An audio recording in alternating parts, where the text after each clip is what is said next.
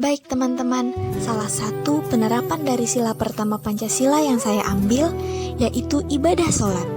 Seperti teman-teman ketahui, sholat merupakan tiang agama Islam.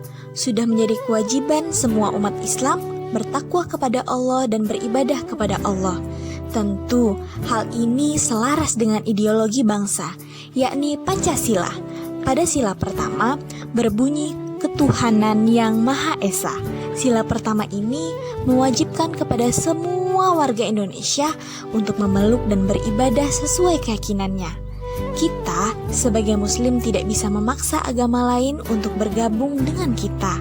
Dan juga sebaliknya, kita dituntut untuk percaya dan bertakwa kepada Tuhan yang Maha Esa sesuai dengan agama dan kepercayaan kita masing-masing. Sebagaimana yang tercermin dalam surat Al-Baqarah ayat 163.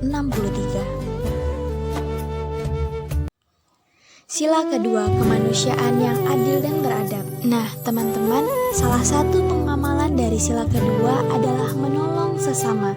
Seperti yang kita lihat pada video ini, salah satu siswi membantu temannya yang kehilangan uang untuk ongkos pulang tanpa memandang jenis kelamin. Dalam Al-Quran, hal ini disinggung pada surat Al-Maidah ayat 8, yang artinya, "Hai orang-orang yang beriman, hendaklah kamu jadi orang-orang yang selalu menegakkan kebenaran karena Allah, menjadi saksi dengan adil, dan janganlah sekali-kali kebencianmu terhadap suatu kaum mendorong kamu untuk berlaku tidak adil.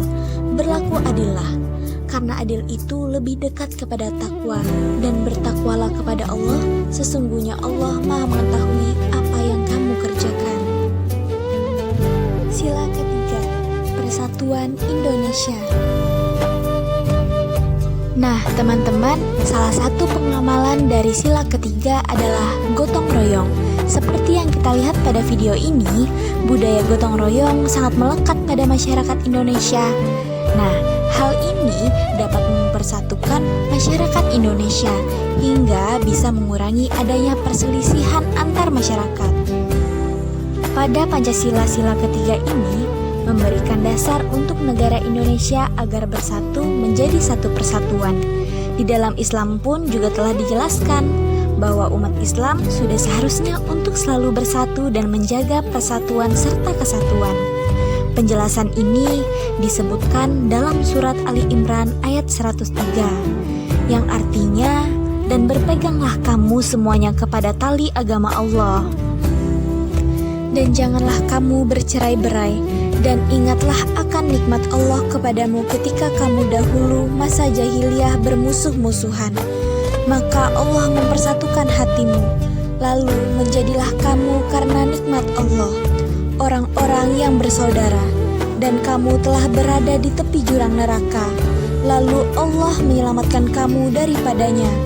Demikianlah Allah menerangkan ayat-ayatnya kepadamu, agar kamu mendapatkan petunjuk."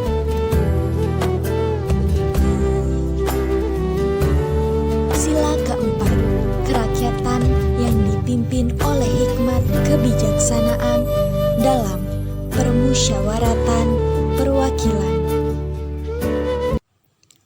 Negara kita Indonesia ini adalah suatu negara yang bukan hanya dimiliki satu orang atau suatu kelompok semata, melainkan negara kita dapat disebut satu untuk semua dan semua untuk satu. Nah, di sini prinsip kerakyatan atau demokrasi ditekankan. Namun, prinsip demokrasi tersebut harus mengutamakan permusyawaratan, yang berarti suatu proses diskusi yang panjang dan mendalam untuk membahas suatu hal dengan tujuan untuk mencapai mufakat.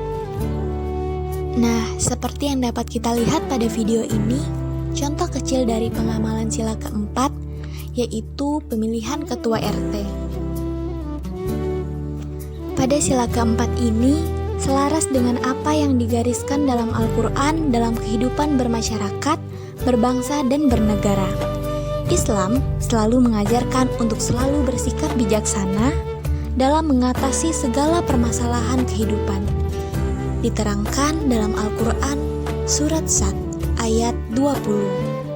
yang artinya, dan kami kuatkan kerajaannya, dan kami berikan kepadanya hikmah dan kebijaksanaan dalam menyelesaikan perselisihan. Sila kelima, keadilan sosial bagi seluruh rakyat Indonesia. Contoh pengamalan dari sila kelima adalah mengembangkan sikap adil terhadap sesama. Semua orang berhak mendapatkan pelayanan kesehatan.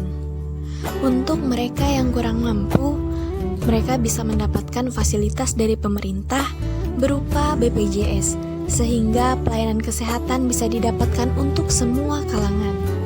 Pada sila yang kelima ini menggambarkan bahwa masyarakat Indonesia harus berlaku yang adil, makmur, aman, dan damai. Keadaan masyarakat seperti ini sudah dianjurkan dalam Al-Quran, surat An-Nahl ayat 81, yang artinya, sesungguhnya Allah menyuruh kamu berlaku adil dan berbuat kebajikan, memberi kepada kaum kerabat, dan Allah melarang dari perbuatan keji, kemungkaran, dan permusuhan.